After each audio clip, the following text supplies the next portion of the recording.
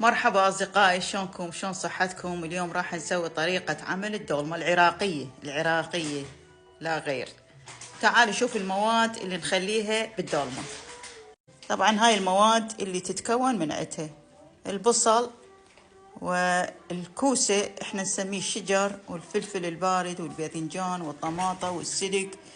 وهنا عندنا اللحم الغنم، أنا قطعته بإيدي ويا الليه. أنا أخلي الشبنت وقطعت البصل والثوم وياه. عندنا هنا الباجيلا الخضراء، نخليها تحت المواد كلها حتى يصير طعمها طيب. هنا عندنا السلق، والبهارات اللي استخدمتها هنا جدا قليلة مو كثير. فلفل حار شوية كركم، شوية كاري. اختاريت اللمندوزي والسكر والملح.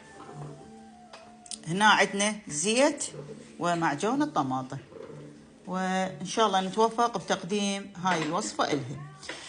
راح نخلي المعجون والزيت على هاي، شوفوها، ونخلطها بإيدنا، ونضيف الملح والسكر واللمندوزي. ليش نخلي السكر؟ حتى لا تصير حامضة، يعني تكسر الحموضة.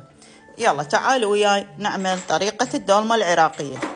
أنا الرز استخدمته الرز المدبدب الناعم، لأن هذا يعطي طعم جدا طيب وبنشا وحلوة تصير الدولمة. شوفوا هاي الطريقة، وانتم بكيفكم ايش قد تخلون ملح بهارات، هاي ترجع لكم، بس لا تكثرون من البهارات لأن ريحة الخضورات هي تطغى عليها. شوية زيت بالجدر جو حتى لا يلزق المواد. نخلي العضال جوه مالت السلك حتى خاف تلشع هاي. يلا نخليها ايضا ونوزعها بالجدر. طبعا يحبوها الجهال كلش، حتى الكبار جدا طيب. بس انا خليته هواي لان يحبوها، راح يعرفون الدولمة وياكلون بس الباقي. نخلي الحشوة باعوا بنات، لا تخلوها بايديكم هالشكل ترصوها، لا خلوها براحتها، لانه من يستوي الاكل راح ينفش ويا البصل. لما نسوي الدولمة نخلي البصل حتى تطلع ريحته فوق الخضروات. جاي اعلمهم على الدولمة، فلهذا هم جابوني هنا حصروني بهذا البيت وموتوني الا نتعلم الدولمة.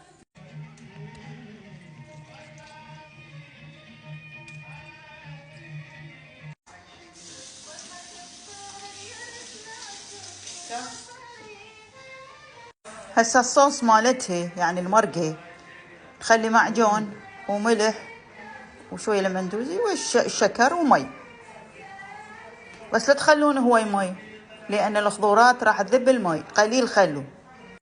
هسه راح أصبها على الدولمة.